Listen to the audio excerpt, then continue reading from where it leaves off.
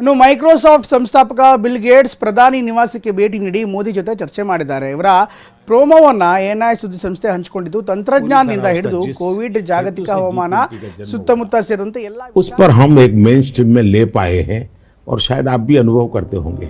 Well, the G20 is way more inclusive, and so it was fantastic to see that India, in hosting it, really raised things like digital innovation and how this South-South collaboration can be far more than just the dialogue with the North. It can actually be a system that improves health. And you know, our foundation is so excited about the positive results that you've achieved here in India that we'll be a partner in trying to take that into many other countries.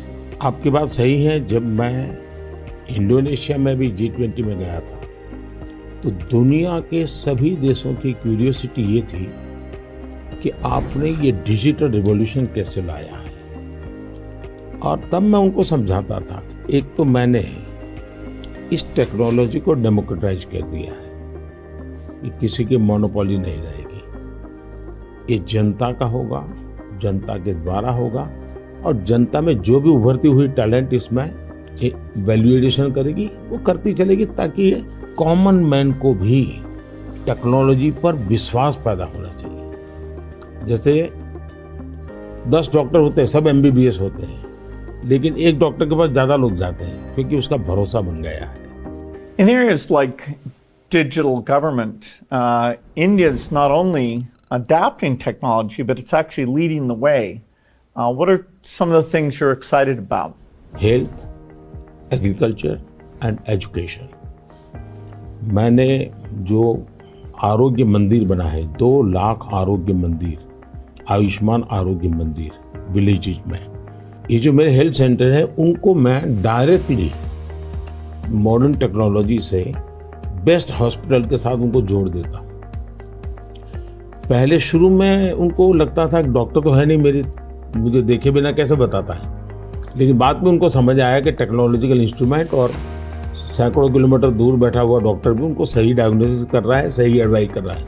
तो लोगों का confidence बढ़ रहा है. जितना बड़ी hospital में होता है उतना ही छोटे आरोग्य मंदिर में हो रहा है. तो ये डिजिटल प्लेटफॉर्म की कमाल है. और दूसरी पर एजुकेशन, मैं बच्चों को बेस्ट एजुकेशन पहुंचाना चाहता हूँ.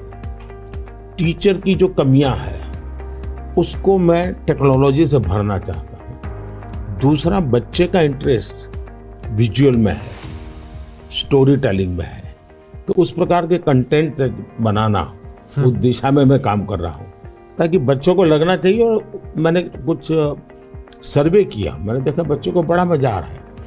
मेरे यहाँ एग्रीकल्चर में भी मैं बहुत बड़ा रिवॉल्यूशन ला रहा हूँ और मैं माइंडसेट बदलना चाहता हूँ.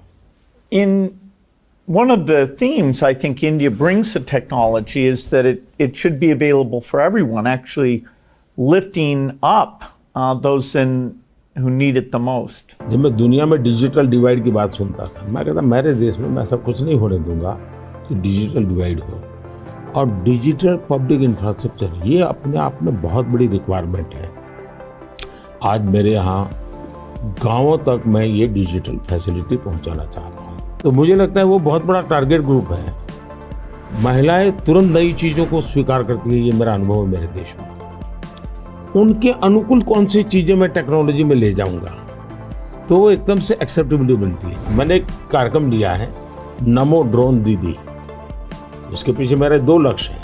एक तो मैं भारत के गांवों में 3 करोड़ महिलाओं को लखपति दीदी बनाना चाहूँ, और वो भी एक गरीब परिवार से. तो मैं एक साइकोलॉजिकल चेंज करना चाहता हूँ. ये छोटी छोटी चीज़ें नहीं, बड़ी चीज़ें करनी है. दूसरा, गांव में महिलाएं मतलब यही काम करेगी, भैंस को चराएगी, गाय को चराएगी, दूध दोहेगी, नहीं. मैं उसके हाथ में टेक्नोलॉजी देना चाहता हूँ. मैं साइकोलॉजिकल चेंज लाना चाहता हूँ. गांव के सब लोगों को लगना चाहिए कि ये हमारे गांव को बदल रही है. एग्रीकल्चर को मैं आधुनिक बनाना, वैज्ञानिक बनाना, ये ज़रूरत मैं देखता हूँ. और उसी लिए मैंने ड्रोन दीदी का, और बहुत सक्सेसफुल चल रहा है. मैं ड्रोन दीदी से इन दिनों बातें करता हूँ उनको इतनी खुशी है, वो कहते हैं हमको साइकिल चलाना नहीं आता था, आज हम पायलट बन गए, हम ड्रोन चला रहे हैं। सोचने का तरीका बदल गया है।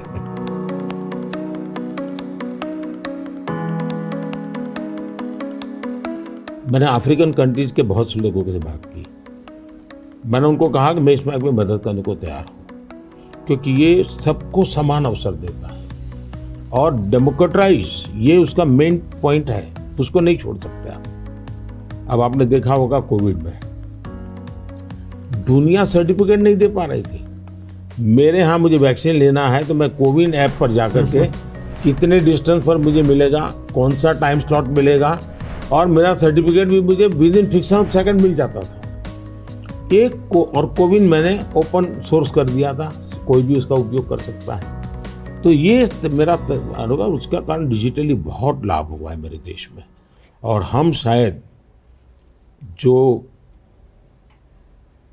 इंडस्ट्रियल रिवॉल्यूशंस हुए, फर्स्ट सेकंड, हम पीछे रह गए क्योंकि हम गुलाम थे। ये चौथा जो इंडस्ट्रियल रिवॉल्यूशन है जिसमें डिजिटल एलिमेंट सबसे बड़ा है, और भारत इसमें बहुत कुछ प्राप्त कर लेगा, ऐसा मेरा विश्वास है। Yeah, I think the key point is that the digital infrastructure just gets keeping richer. You know, a lot of people know about the identity system and the digital payment systems, and that the government, by taking virtually all the government payment programs now and digitizing those, that alone saved a lot of money, and it created access on a more equal basis. But now as you're moving into the different areas, advice for farmers, registering their land, tutoring for kids, and the health records, connecting all of those. That's kind of a second phase. And we're just at the beginning now of a third phase where these advances in artificial intelligence will come on top of that and make the value even better. आपने सही कहा, AI का महत्व बहुत है। और मैं तो कभी कभी मजाक में कहता हूँ, हमारे देश में माँ को आई बोलते हैं, माता को बहुत से राज्यों में भाषा बोलते हैं आई। अब मैं कहता हूँ हमारे यहाँ बच्चा पैदा होता है तो आई भी बोलता है, AI भी बोलता है। वो इतना एडवांस हो गया है। अब देखिए मैं कैसे उपयोग करता हूँ, मैं आपको बताऊँ, जिसको देखकर आपको भी खुशी होगी कि कॉमन मैन कैसे AI का उपयोग कर सकता है। जैसे मैंने G20 में AI का बहुत उपयोग किया। मेरे पूरे G20 का परिसर था, उसमें पूरा का पूरा AI का उपयोग करके सारे इंटरप्रिटेशन की व्यवस्था मैंने AI से की। मैंने मेरे सभी ड्राइवर्स को मोबाइल फ़ोन पर ऐप डाउनलोड करवा दिया, उसके साथ बैठे हुए गेस्ट उनको करवा दिया। मान लीजिए वो फ्रेंच भाषा जानते हैं तो ड्राइवर के पास ऐप में फ्रेंच की व्यवस्था थी, वो ड्राइवर के साथ फ्रेंच में बोलते थे, ड्राइवर अपनी लैंग्वेज में सुनता था, ड्राइवर अपनी लैंग्वेज में जवाब देता था।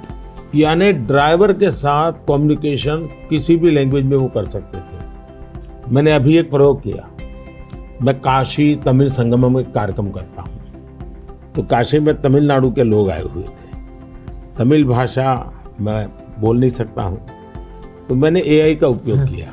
मैं हिंदी में बोला और सबने मेरा भाषण तमिल में सुना AI के द्वारा।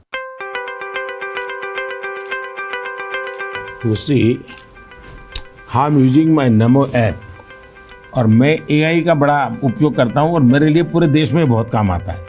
ये मेरा फोटो बूथ है। अब आप सेल्फी ले लीजिए इस पर, take the selfie. Okay. Yes. Wow. So you can see. Wow. Not only this, since last 20 years, मेरे साथ आपके जितने भी फोटो होंगे, जितने भी मेरी फोटो होंगे 20 साल की, सारे इस पर आ जाएंगे।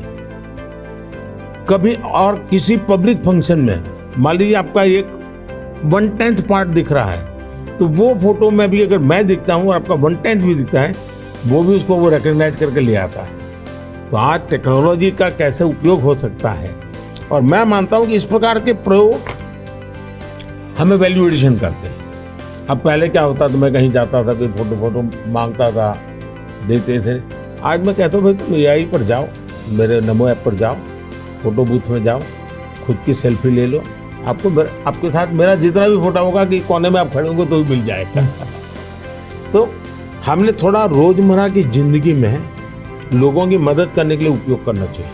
तो मेरी कोशिश होती है कि पहले उसको कंफर्ट लेवल देना, उसको लगना चाहिए हाँ यार ये तो मेरे काम का है। जब काम में होता है तो फिर उसको इनोवेशन करता है, वो नई चीजें जोड़ देता है। I'd love to hear your view on how India sees AI. अगर हम एआई को एक मैजिक के टूल के रूप में उपयोग करेंगे तो शायद बहुत बड़ा अन्याय हो जाएगा।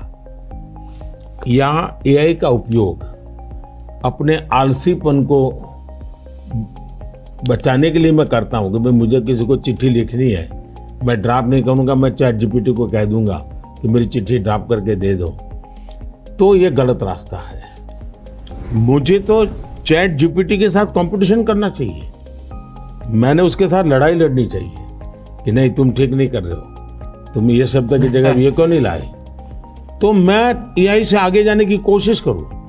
अब जैसे हमारे यहाँ बहुत सारी लैंग्वेजेज हैं, बहुत सारी बोलियां हैं, मैं एआई को कहता हूं आप इन बोलियों को पकड़िए। मेरे एस्ट्रोनॉट्स को इंट्रोडक्शन के लिए गया था, तो हमारे एस्ट्रोनॉट्स किस प्रकार से काम करने वाले थे, जो रोबोट से मैं बात कर रहा था। मैंने रोबोट से काफ़ी बातें की और मैंने देखा कि और मैं अलग अलग टोन में बोलता था, थोड़ा लहजा बदल के बोलता था, और मैं देख रहा था कि वो मुझे प्रॉपर रिस्पॉन्ड कर रहा था।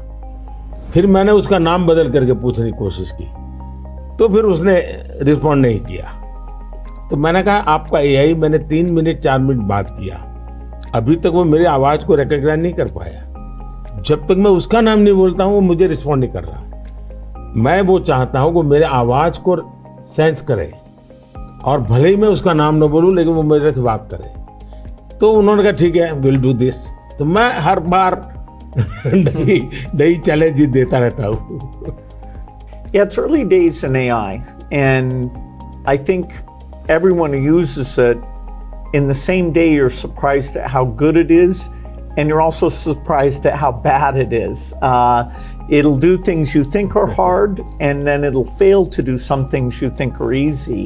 I started my trip here in Hyderabad, which was a nice occasion because Microsoft is celebrating 25 years in the country, and that's been such a fantastic experience. So I was definitely challenging the team there. Hey, we have to make the accuracy better. And for now, it's like a co-pilot. It helps suggest things, but the final decision about medicine or the letter you want to write, the final decision, we still have to review that, even though it may make us a bit more creative and a bit more productive. It seems like AI is a huge opportunity, but there's some challenges that come with that. How do you think India will approach that?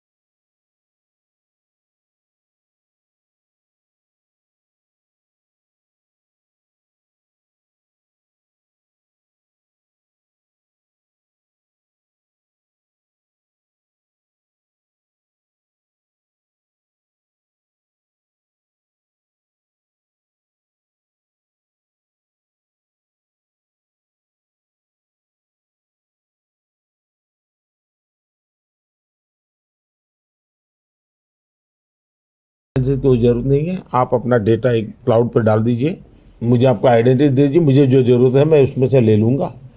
तो मैं नागरिकों का ease of living के लिए technology का बहुत उपयोग कर रहा हूँ। दिनों सर्विसेज के लिए पहले करता था, अब मैं ईज़ ऑफ लिविंग के लिए कर रहा हूँ। Yeah, data is definitely,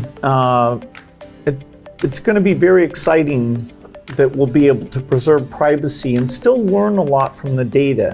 You know, like which crop should you plant? If we get all the data from the farmers without their names, so we don't invade their privacy, but giving better farmer advice, or seeing here in India, you know, the top 10% of teachers are so good, and saying, okay, what are they doing, and how do we spread that to the other people?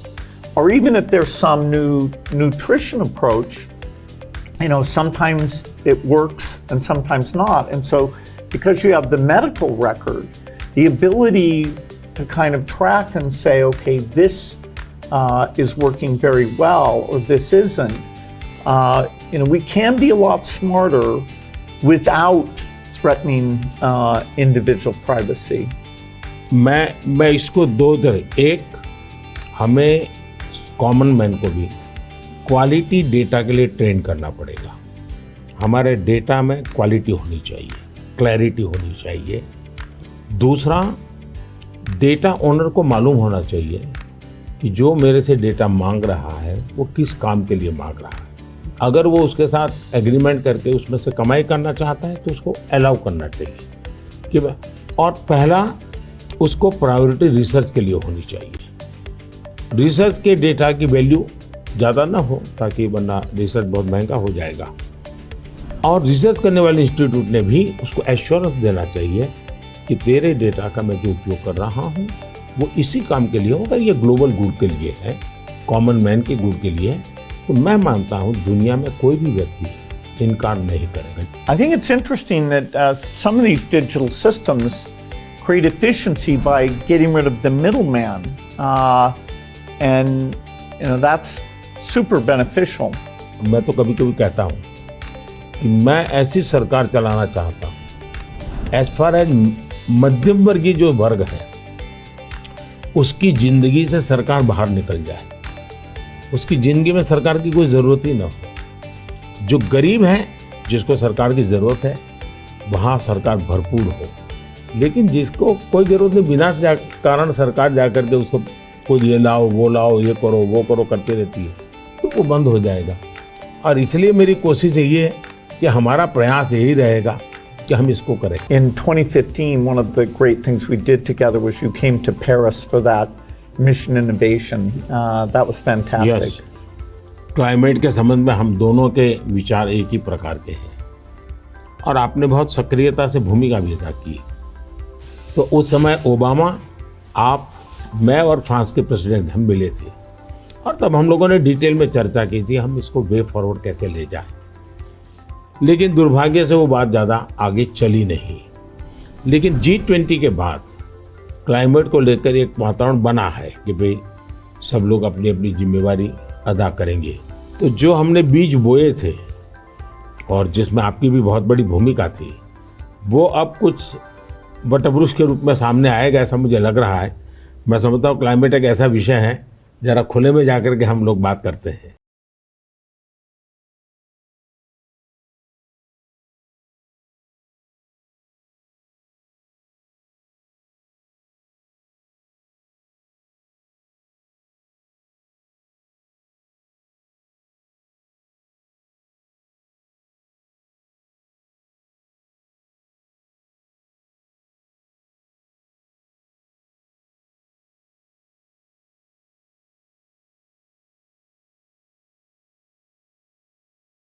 Bharat, मुझे बहुत खुशी है कि हम renewable energy के क्षेत्र में बहुत तेज़ी से आगे बढ़ रहे हैं। सोलर एनर्जी, विंड एनर्जी, हम काफ़ी काम, हम न्यूक्लियर के अंदर काफ़ी तेज़ी से आगे बढ़ना चाहते हैं। उसी प्रकार से ग्रीन हाइड्रोजन को हम बहुत तेज़ी से आगे बढ़ना चाहते हैं। मैं तमिलनाडु में था तो हमने एक हाइड्रोजन से चलने वाली बोट मैंने वहाँ से रवाना की, जो काशी में मेरे जो टूरिस्ट आते हैं उनके लिए ये एनवायरनमेंट फ्रेंडली, पॉल्यूशन फ्री ये बोट काशी से अयोध्या के लिए चलाने के लिए मैंने सोचा है, ताकि क्लीन गंगा की मेरी जो मूवमेंट है उसको भी बल मिलेगा, एनवायरनमेंट कॉन्शियस सोसाइटी के लिए भी वहाँ से एक मैसेजिंग होता रहेगा।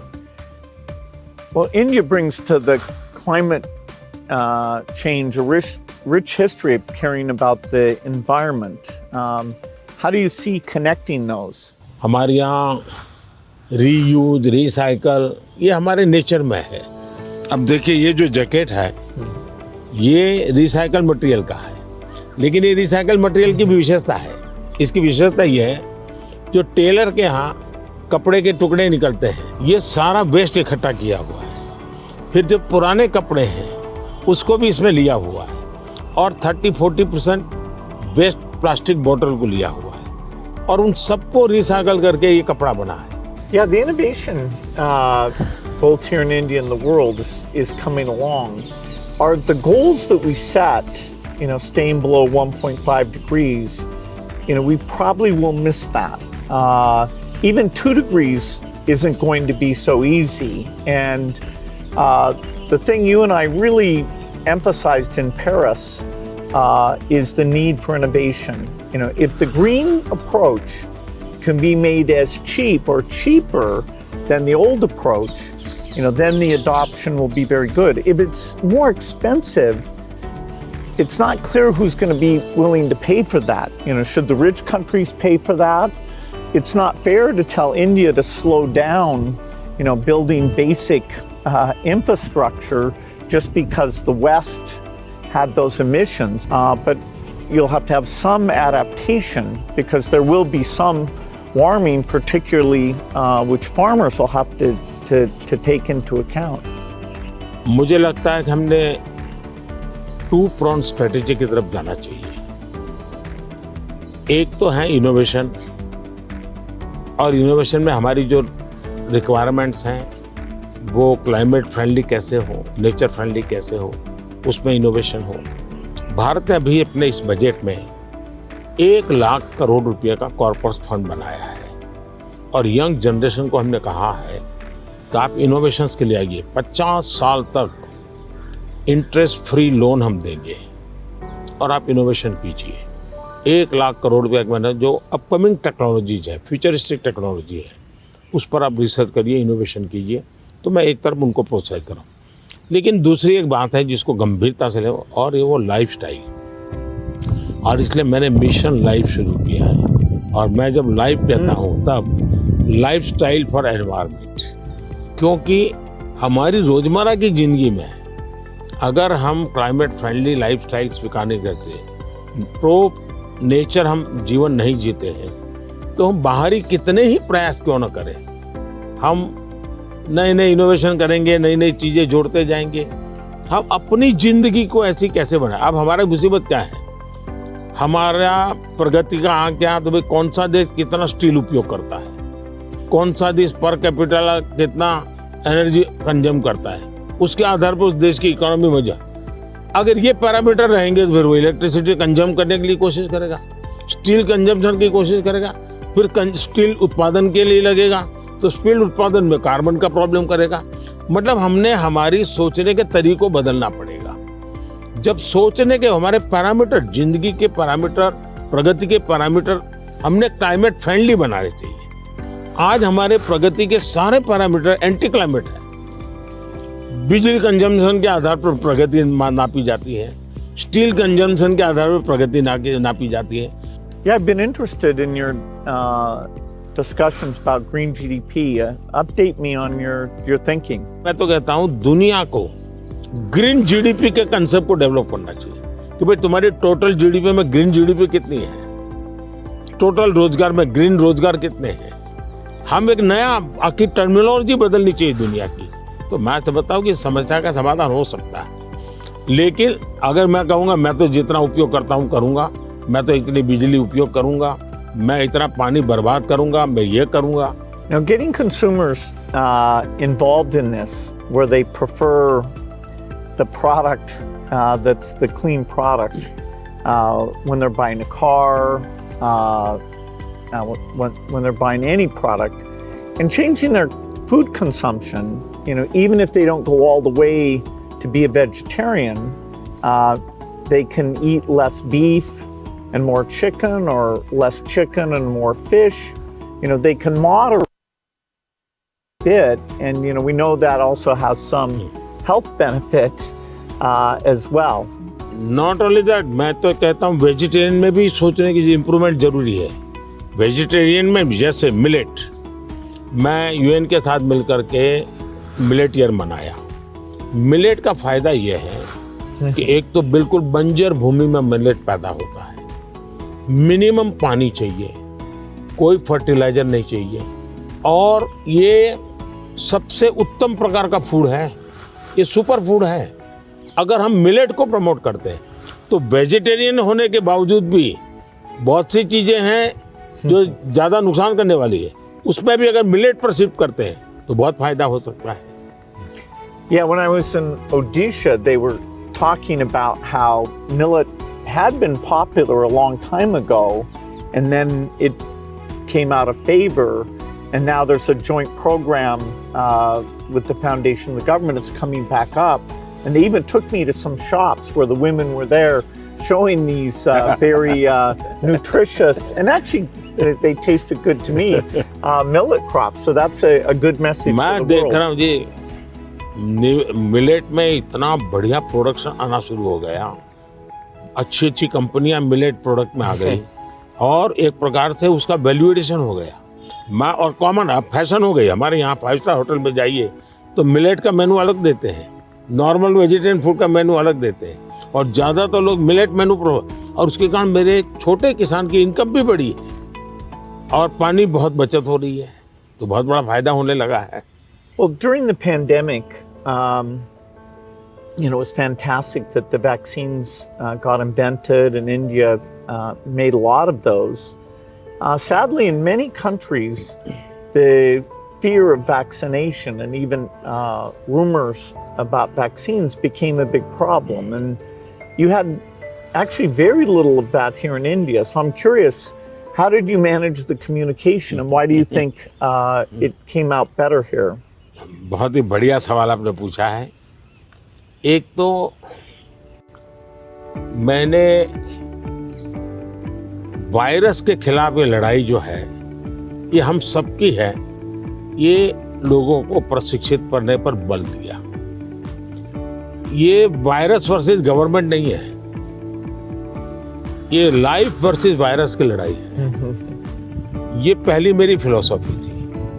दूसरा, मैं डे 1 से कम्युनिकेट करने लगा सबसे डायरेक्ट, मेरे देश के लोगों से बात। मैं खुद सारे प्रोटोकॉल पब्लिकली फॉलो करने लगा, सब चीजें पब्लिकली मैं उदाहरण के रूप में जाने लगा लोगों के सामने। फिर मैंने कहा भाई ताली बजाओ, थाली बजाओ, दिया जलाओ।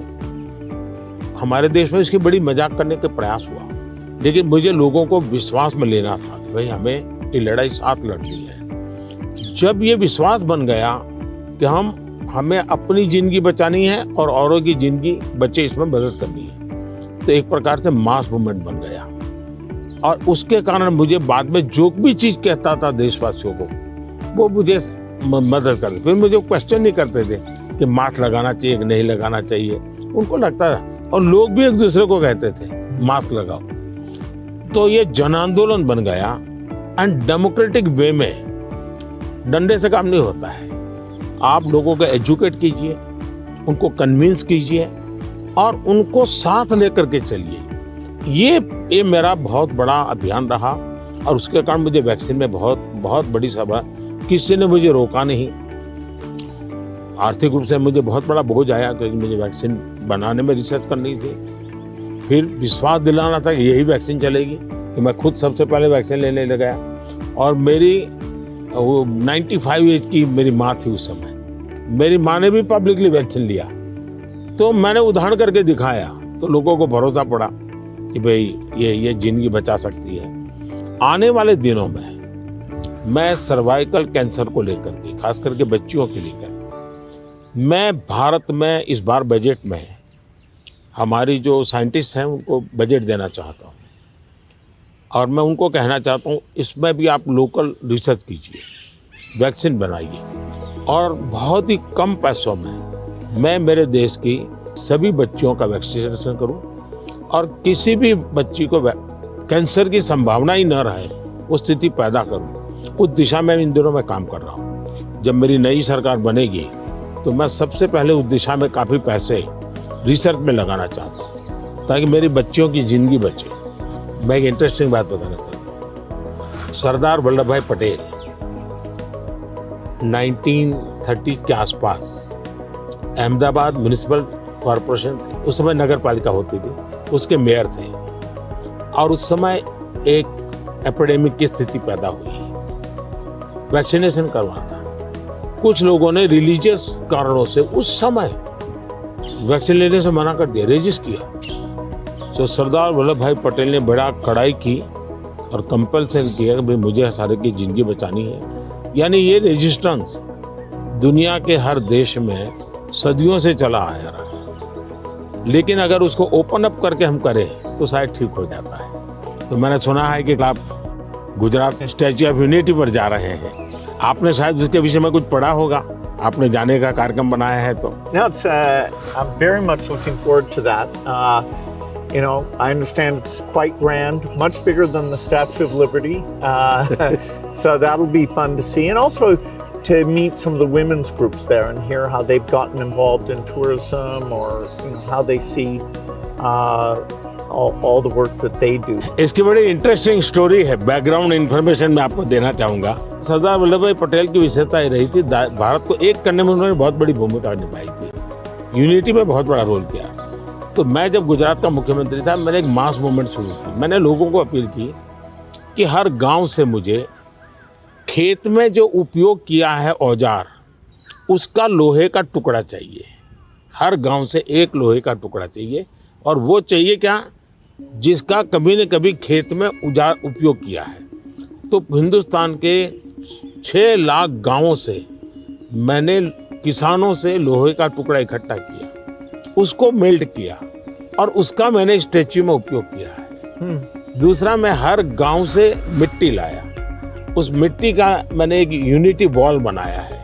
तो हिंदुस्तान के 6 लाख गांवों की मिट्टी उसमें है और मेरा उसके पीछे स्पिरिट है यूनिटी का। हमने इतने बड़े देश की विविधताओं के बीच में एकता कैसे बनानी, उसके लिए मैंने स्टैच्यू बनाया और स्टैच्यू ऑफ लिबर्टी से ये डबल साइज का है। ये दुनिया का सबसे बड़ा ऊंचा स्टैच्यू और कम से कम समय में बनाया। Yeah, I hope they have a video of the construction because I'm always fascinated how do you assemble something like that? इसका पूरा एक मैंने किताब निकाला है, स्ट्रक्चरल इंजीनियरिंग का पूरा। Okay. फिर फाउंडेशन स्टोन से लेकर के अब तक टेक्नोलॉजिकल इम्प्रूवमेंट कैसा हुआ, उसका डिटेल स्टोरी है, वीडियोग्राफी भी है और बुक फॉर्म में भी है। वो मैं अपनी टीम को बताऊंगा, वो आपको मिले, क्योंकि ये सच में। और मैंने सभी इंजीनियरिंग स्टूडेंट को वहाँ स्पेशली ले जाता था कि वो ये स्ट्रक्चरल इंजीनियरिंग का स्टडी करेंगे, इतना बड़ा काम कैसे हो रहा है, और वो बहुत ही उनका इंटरेस्टिंग था। वो अभी मैंने गुजरात में हिंदुस्तान का सबसे बड़ा सी केबल ब्रिज का उद्घाटन किया, हिंदुस्तान का सबसे बड़ा। तो मैंने इंजीनियरिंग स्टूडेंट को कहा तो वहाँ जाइए, उसका स्ट्रक्चरल इंजीनियरिंग का स्टडी कीजिए, क्योंकि मैं ये हमेशा इन चीज़ों में चाहता हूँ कि चीज़ें बना करके छोड़नी नहीं है, मैं उसमें इंस्टीट्यूशनलाइज करना चाहता हूँ, नई पीढ़ी को तैयार करना चाहता हूँ। So over our careers, technology's gotten so much better. I'm just curious in terms of your journey of using, PCs or phones or different types of software. Was there something that really drew you in, or what's that been like? एक तो मुझे पागलपन है technology का, खुद expert नहीं हूँ, मेरी क्यूरियोसिटी रहती है, बालक की जैसे रहती वैसे रहती है। मुझे बहुत याद है, बहुत पहले मेरे पास एक गैजेट था, हाथ में रखने वाली छोटी सी डायरी थी, अच्छी थी लेकिन थोड़ा वेट था। मैं बहुत साल पहले यूएसए गया था, तो जब यूएसए गया तो मैं बड़े मॉल में जाता था, लेकिन मैं टेक्नोलॉजी वाली दुकान पे जल्दी जाता था। तो मैंने उनको कहा भाई ये इसका लेटेस्ट वर्जन कोई है क्या, तो वो देखता रह गया ये क्या है। बोले अभी तो हमारे देश में ये आया नहीं है, तो ये भी तो अभी आया नहीं, तो अगला वर्जन कहाँ से आएगा। तो मैं इतना एडवांस चीज़ों को ढूंढता रहता था, देखता रहता था, लेकिन मैं टेक्नोलॉजी का गुलाम नहीं हुआ, मैं किसी से बंधा नहीं हूँ। मैं पानी के प्रवाह की तरह नई चीज़ों को खोजता रहता हूँ, ढूंढता रहता हूँ, और कहीं पर मुझे सुनता हूँ तो मैं ले आता हूँ। और शायद मुझे जल्दी से करने का भी शौक़ है, उसको मैं जल्दी से जल्दी कैसे लाऊं, जल्दी जल्दी कैसे करूं। जैसे एआई दुनिया के चर्चा करने लगी तो मैं एआई के पीछे मैं क्या कर सकता हूं। दूसरा, मेरा ध्यान किसी चीज़ को देखता हूं, उसका मल्टीपल यूटिलिटी क्या होती है, वो मेरी सब फैकल्टी उस पर काम करना शुरू कर देती है। मैं कोई चीज़ देखता हूँ तुरंत मेरे को नहीं ये नहीं, ऐसा करो ऐसा करो ऐसा करो। तो ये शायद मेरा गॉड गिफ्टेड मेरा नेचर है। जो मैं समझता हूँ हमारे जो दर्शक हैं उनको शायद कुछ ऐसी चीज़ें हैं सुनना बहुत अच्छा लगेगा। आपकी ज़िंदगी के विषय में जो सुना है कि भाई गैरेज में आपने ज़िंदगी की शुरुआत की और वहाँ से यहाँ पहुँचे, उस जन्म में सबसे संतोषजनक पल कौन सा आया होगा? You know, I'm so lucky. I was born at a time when the chip miracle happened. I got a very good education. I have kind of an optimistic view, so dropping out of school to take risk didn't seem that dangerous to me. I have to say, though, the most exciting thing is when you see people using the technology. When you go into a classroom and you see people using it. In a certain sense, I always wanted software for my own curiosity, and that I could take courses online and all that, and to see that other people, not only does it work for them, but it's kind of empowering them. That's been very gratifying.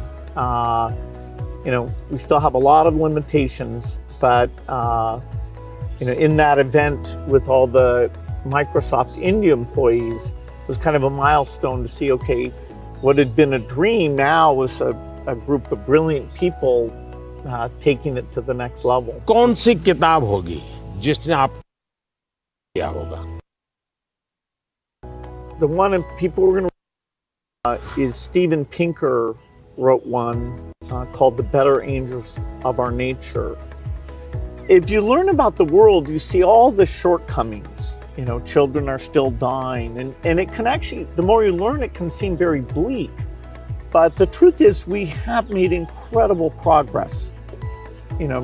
More children are surviving, and so we have to both be upset that it's not good enough, but also understand that incredible progress. And so I thought that book really captures that duality in a brilliant, brilliant way.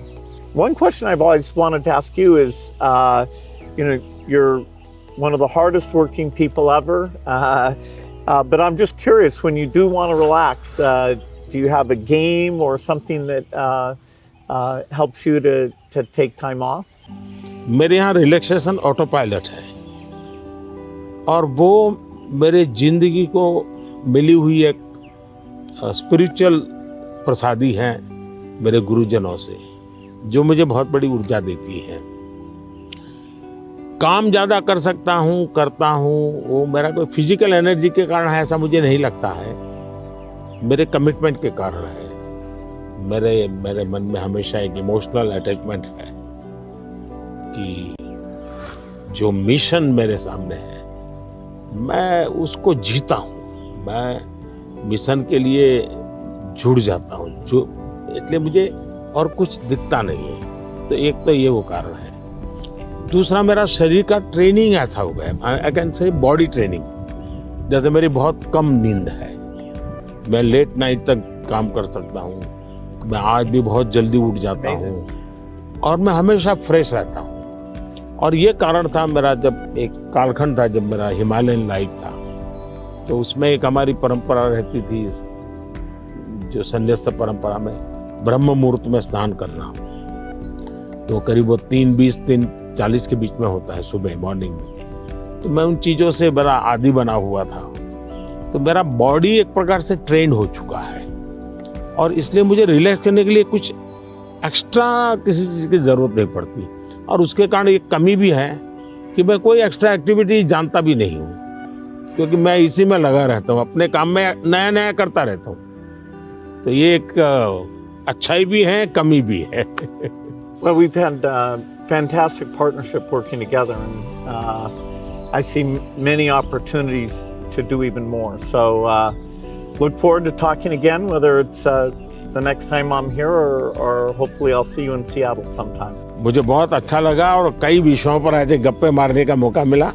वैसे भी जब भी मैं आपके साथ मिला हूँ, मैंने आपका काफ़ी समय भी लिया है हमेशा, क्योंकि आप पूरी दुनिया घूमते हैं। आपके मन में गरीबों के लिए कुछ करना, न्यूट्रिशन में कुछ करना, एजुकेशन में कुछ करना, हेल्थ में करना, ये मैंने फील किया है कि आप मन से कमिटेड हैं। तो मुझे हमेशा लगता है कि आपके पास नए विचार होते हैं, नए, और आज भी आप नए विचारों के लिए उत्साहित होते हैं। आप आराम से ज़िंदगी गुजारना नहीं चाहते, तो इसलिए मुझे हमेशा आपके साथ बात करना अच्छा लगा है और मुझे हमेशा कुछ न कुछ जानने को मिला है, सीखने को मिला है। और मैं सोच भी नहीं सकता हूँ कि आपका राजनीति से कोई लेना देना नहीं है। मैं पूरी तरह राजनीति में डूबा हुआ व्यक्ति हूँ, लेकिन हमारे बीच में ऐसी वेवलेंथ है कि हम दोनों अगर साल में 4-6 बार नहीं मिलते तो कभी महसूस होती है। लेकिन आज आए, आप समय निकाला, मुझे बहुत अच्छा लगा। मैं आपका बहुत आभारी हूँ। Thank you. Thank you. Sir. Thank sir. Thank you. Thank you.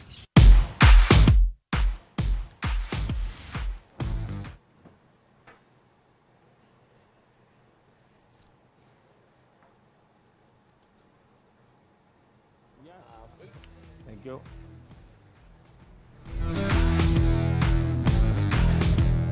Tamil Nadu में तुटिकोटी, वहाँ पर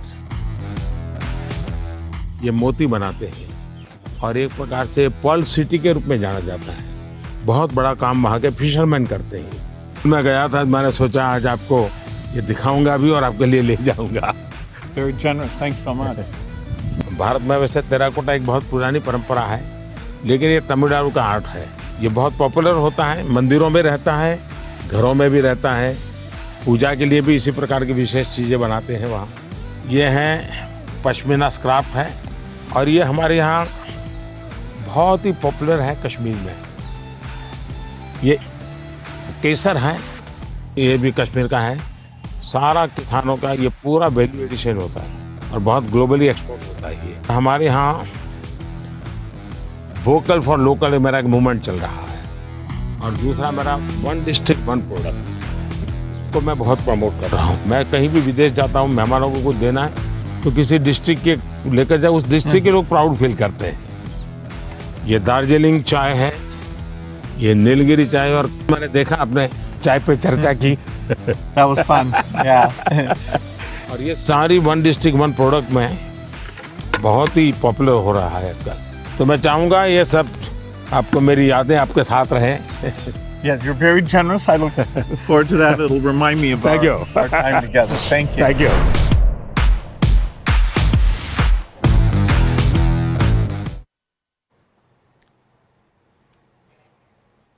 ಇದು ಬಿಲ್ ಗೇಟ್ಸ್ ಜೊತೆಗೆ ಪ್ರಧಾನಿ ನರೇಂದ್ರ ಮೋದಿ ಮಾಡಿದಂಥ ಒಂದು ಮಾತುಕತೆ. ಒಟ್ಟಿನಲ್ಲಿ ಸಾಕಷ್ಟು ವಿಚಾರಗಳು, ಅದರಲ್ಲೂ AI ತಂತ್ರಜ್ಞಾನದ ಬಗ್ಗೆ ಸಾಕಷ್ಟು ವಿಚಾರ ವಿನಿಮಯಗಳನ್ನು ಮಾಡಿಕೊಂಡ್ರು. ಇವತ್ತಿನ ಜನ್ರೇಷನ್ನಲ್ಲಿ AI ಒಂದು ಕಡೆ ಸವಾಲಾಗಿದ್ದರೆ ಅದಕ್ಕಿಂತ ಮುಂದೆ ಸಾಗಿ ಹೇಗೆ ಯೋಚನೆ ಮಾಡಿ ಆ ಸವಾಲನ್ನು ಇನ್ನಷ್ಟು ಪರಿಹಾರ ಸಾಧ್ಯ ಅನ್ನುವಂಥರ ಬಗ್ಗೆ ಕೂಡ ಚರ್ಚೆ ಮಾಡಿದ್ರು. ಹಾಗೆಯೇ ಬೇರೆ ಬೇರೆ ವಿಚಾರಗಳ ಬಗ್ಗೆ, ಅಂದರೆ ಇನ್ಫ್ಯಾಕ್ಟ್ ಅಂತ್ಯದಲ್ಲಿ ಈ ಇಂಟರ್ವ್ಯೂ ಆದ ಬಳಿಕ ನರೇಂದ್ರ ಮೋದಿಯವರು ಇಲ್ಲಿನ ವೋಕಲ್ ಫಾರ್ ಲೋಕಲ್ ಅಂತ ಏನು ಅಭಿಯಾನವನ್ನು ಅವ್ರು ಮಾಡ್ತಿದ್ದಾರೆ, ಹೀಗಾಗಿ ಪ್ರತಿ ರಾಜ್ಯದ ಒಂದಲ್ಲ ಒಂದು ಪ್ರಾಡಕ್ಟ್ಗಳನ್ನು ಗುರುತಿಸಿ ಅದನ್ನು ಪ್ರಮೋಟ್ ಮಾಡೋದಕ್ಕೆ ಕೂಡ ಮುಂದಾಗ್ತಾಯಿದ್ದಾರೆ. ಹೀಗಾಗಿ ಅವರಿಗೆ ಗಿಫ್ಟ್ ಹ್ಯಾಂಪರ್ ಆಗಿ ವಿಧವಾದಂಥ ಹ್ಯಾಂಪರ್ಗಳನ್ನು ಕೊಟ್ಟರು. ಅಂದರೆ ತಮಿಳುನಾಡಿನ ಒಂದು ವಿಶೇಷವಾದಂಥ ಹ್ಯಾಂಪರ್ ಇರ್ಬೋದು, ಗಿಫ್ಟ್ ಇರ್ಬೋದು. ಅದೇ ರೀತಿ ಕಾಶ್ಮೀರದ ಕೇಸರಿ, ಕಾಶ್ಮೀರದ ಶಾಲು ಇದೆಲ್ಲವೂ ಕೂಡ ಒಂದು ವಿಶೇಷವಾಗಿತ್ತು.